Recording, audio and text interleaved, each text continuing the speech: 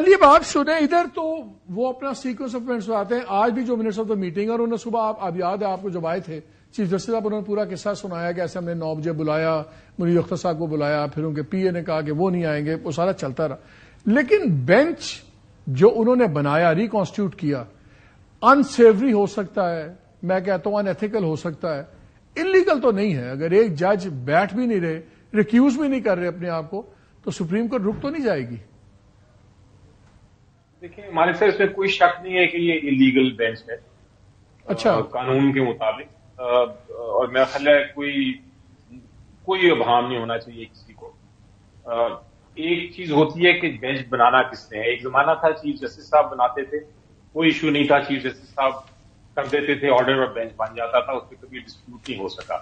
Request ہوتی تھی کہ لارجر بینچ. ویسے مجھے جسٹس منیب صاحب کا یاد ہے, sorry for cutting you of, کہ اس زمانے میں جب کوئی بینچ پہ کوئی بات اعتراض ہوتی تھی تو یہ بڑے دھڑلے سے کہتے تھے father of the court, master of raster, chief justice is the beginning and and of every thing. اب انہیں کو تو میں صرف یہ کہہ رہا ہوں کہ مجھے تو یہ ڈپلیشیس بہیویئر بہت لگ رہا ہے پالیٹیشینس کی طرح ججز کا, which is quite an embarrassing thing to talk about actually. چلیں میں اپنا ذرا کمپلیٹ کر لوں.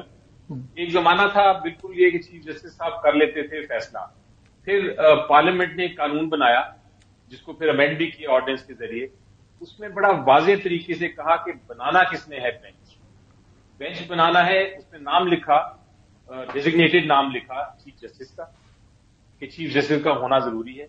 اس میں یہ لکھا کہ ایک سینئر پریوی جج کا ہونا ضروری ہے. نہیں وہ تو ہمیں پتا ہے, لیکن ابھی مجھے آپ یہ بتائیں اب تو وہ چیز ریلیونٹ نہیں ہو گئی, انہوں نے تو برش سائڈ کر دی ہے. وہ تو اب کہہ رہے ہیں یہ بینچ ہے, یہ ہم بیٹھے ہوئے ہیں, ٹیک اٹ اور لیو اٹ.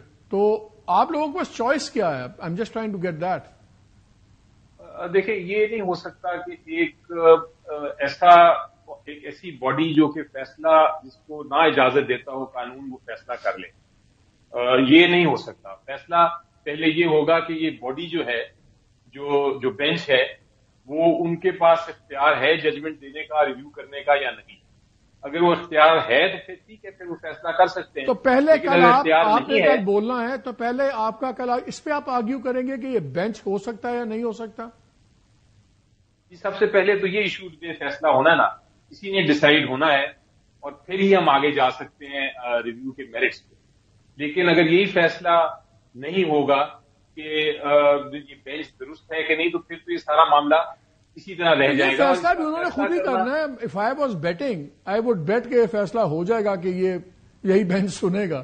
میں تو آپ لوگوں سے پوچھوں پھر آپ لوگ کیا کریں گے؟ مالک صاحب یہ بینچ نہیں کر سکتا فیصلہ اس چیز کا. یہ فیصلہ تو صرف ایک فل کورٹ ایڈمنسٹریٹو سائٹ پہ ہو سکتا ہے, اور اس کی وجہ یہ ہے کہ جو فیصلہ ہے جس کو چیلنج کیا گیا ہے وہ فیصلے میں چیف جسٹس صاحب اور جسٹس امینی صاحب بیٹھے ہوئے تھے, تو اس لیے وہ اپنا فیصلے پہ تو نہیں فیصلہ دے سکتے. اچھا مجھے اور آڈینس کو بتائیں, ہمیں سمجھائیں ذرا مجھے آڈینس کو, کہ اگر کل یہ بینچ, آپ کا آرگومنٹ اپنی جگہ, یہ فیصلہ کرتے ہیں کہ جی وی ول پروسیڈ, اور علی صاحب یا بیٹھ جائیے یا اپنے آرگومنٹ پریزنٹ کر رہے ہیں, وی ول پروسیڈ, اور پروسیڈ کرتا ہے, اور آپ یا پرانا فیصلہ سسپینڈ ہو جاتا ہے یا اٹ گیٹس تھرون آؤٹ, تو پھر آپ کے پاس, پارٹی کے پاس لیگل آپشن کیا ہے اس کے بعد؟